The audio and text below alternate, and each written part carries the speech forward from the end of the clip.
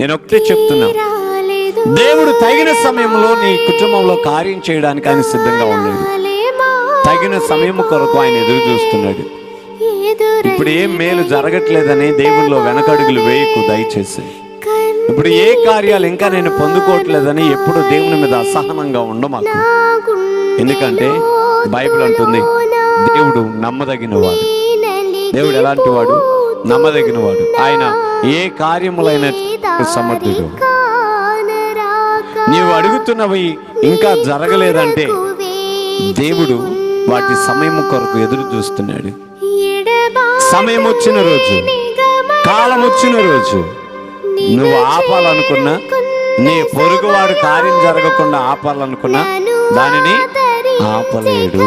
కార్యం జరగకుండా ఆపలేడు. అక్కడ అదే మాట అంటున్నాడు కదా, కృంగిపోయిన వారిని లేవనెత్తేవాడు. తగిన సమయంలో దేవుడు ఏం చేస్తాడంట? కార్యము జరిగించి